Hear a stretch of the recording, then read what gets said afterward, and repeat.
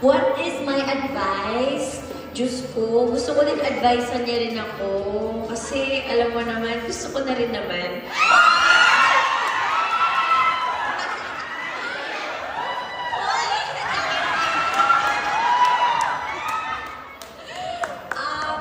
Nagkakape pa kasi ako dito. Please, Gusto mo ba? Makailigo ko na to. Para mag-isip. Charot lang. Advice to all the women who are scared to fall in love again. Labeled relationship. Asawa? Wala naman boyfriend, girlfriend muna. With label. Sabi nga sa Nido, di ba? Check the label. Kasi kung na-expire na order. Sasagutin ko ba talaga? Advice? Siyempre yung love naman, hindi naman talaga yan may pagkakaila. Parang, etong movie na to, yan yung magiging sagot sa lahat ng mga takot magmahal. Or takot na lagyan ng label. Label? Ano ba mga advice ng mga takot mag-label? Dala, ikaw na rin. Yung advice ko kasi lagi, ano lang subukan mo lang lahat para malaman mo kung anong gusto mo. Tikman mo lahat.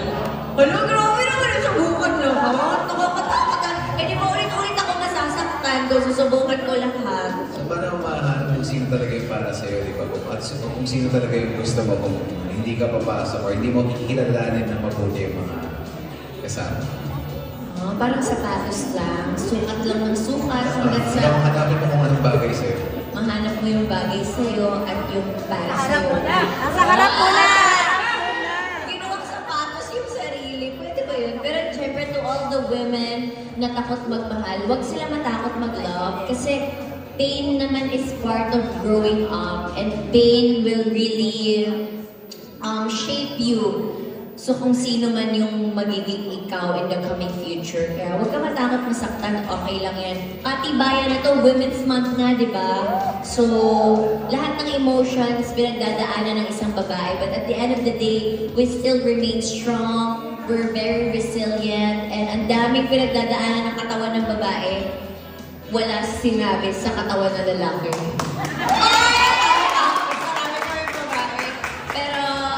Being a woman, dapat mahalin natin yung sarili natin. That's the first advice. Kasi hindi ka makakapagbigay ng love kung hindi mo ganun ka-love yung sarili mo. So before all the label, you have to love yourself first. And give yourself respect. So yan lang. Mabuhay lahat ng mga babae. I love that. So parang ako like,